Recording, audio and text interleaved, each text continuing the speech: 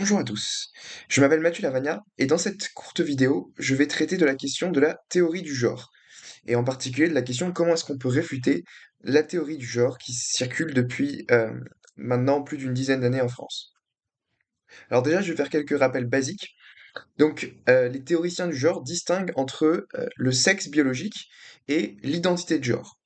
Donc, le sexe biologique, c'est, selon eux, le sexe qu'on a obtenu à la naissance, tandis que l'identité de genre, c'est ce à quoi quelqu'un va s'identifier. Donc, ça va être la conviction personnelle et intime de quelqu'un de se sentir homme ou de se sentir femme, ou bien de se sentir ni l'un ni l'autre, ce qu'on appelle non-binaire, ou bien même parfois les deux à la fois. Et alors, la dysphorie de genre, ça va être quand le sentiment d'une personne, euh, de son identité personnelle, quand ce sentiment ne va pas correspondre à son sexe biologique qui lui a été assigné à la naissance. Et donc, cette dysphorie de genre, elle va générer en général un sentiment de détresse ou de souffrance, parce que justement l'identité de genre ne correspond pas au sexe biologique assigné à la naissance.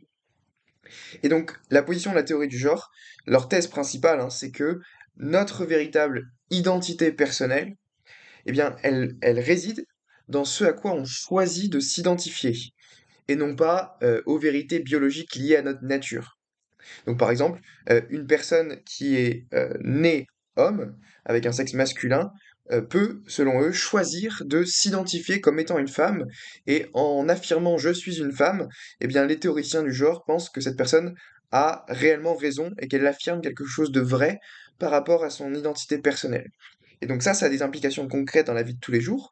Ça implique que les personnes transgenres, transsexuelles, vont se sentir offusquées lorsqu'on refuse de les considérer autrement que par leur sexe biologique. Donc par exemple, dire à une personne qui est née femme et qui s'identifie désormais comme étant homme que l'appeler madame, par exemple, cette personne le prendra comme une insulte. Donc ça a des implications concrètes dans la vie de tous les jours, cette idéologie du genre. Et donc la question que j'aimerais poser maintenant, c'est comment est-ce qu'on peut réfuter intellectuellement cette idéologie, cette théorie du genre? Donc prenez un scénario suivant. Donc imaginez que vous rencontrez un transsexuel qui est né homme et qui s'identifie à présent comme étant une femme. Eh bien, à mon avis, pour réfuter la position de la théorie du genre intellectuellement, il faut lui poser ce que j'appelle la question fatidique, la question à laquelle je pense aucun défenseur de la théorie du genre peut répondre, c'est qu'est-ce qu'une femme? Donc lui dire, tu affirmes être une femme, mais du coup, qu'est-ce qu'une femme? Autrement dit, quelles sont les différences entre les hommes et les femmes? Parce que s'il n'y a pas de différence entre les hommes et les femmes, eh ben, la personne ne peut pas s'offusquer qu'on l'appelle femme au lieu de homme. On l'appelle homme au lieu de femme. Et donc, il doit nous donner une définition de ce mot femme. Sinon, le fait qu'il soit offusqué n'a aucun sens. Sauf que le problème, c'est que les défenseurs de la théorie du genre sont incapables de répondre à la question qu'est-ce qu'une femme? Et ils sont incapables de donner une définition basique sans retomber eux-mêmes dans les stéréotypes de genre féminin qu'ils essayent de combattre. Et donc, le plus souvent, quand on pose la question qu'est-ce qu'une femme aux transsexuels, moi je l'ai déjà fait, eh bien, ils vont nous répondre que une femme, c'est tout simplement une personne qui s'identifie comme étant une femme. Et sauf que ça, c'est un gros problème parce que la définition que la personne vient nous donner est circulaire. On ne peut pas définir X à partir de X. Si je cherche à définir X, je ne peux pas avoir X dans la définition. Sinon, je définis rien, je fais quelque chose de purement circulaire. Et du coup, ça veut dire que si je donne quelque chose de circulaire, ça veut dire que c'est un concept, le concept du mot femme n'a pas de définition réelle, et donc il est vide de sens. Et le problème, c'est que si un concept est vide de sens, eh ben alors il n'y a pas lieu de s'offusquer à ce que quelqu'un se fasse appeler femme au lieu de homme, justement parce que le concept de homme et femme est vide de sens, donc il ne peut pas être pris pour une insulte ou pour quelque chose qui ne correspond pas à la réalité. Et donc, on peut formaliser l'argument suivant contre la théorie du genre. Donc, prémisse 1, les théoriciens du genre affirment que notre véritable identité personnelle se fonde sur sur ce à quoi on s'identifie, donc homme, femme ou autre, etc. Or, prémisse 2, les théoriciens du genre sont incapables de donner une définition cohérente des concepts de homme et femme sans retomber dans une définition circulaire. Et une définition circulaire est vide de sens, parce que ce n'est pas une vraie définition. Et le problème, c'est que prémisse 4, si un mot n'a pas de définition, alors il est irrationnel de s'offusquer lorsque quelqu'un emploie ce mot à notre égard. parce que ce mot ne décrit aucune réalité ontologique.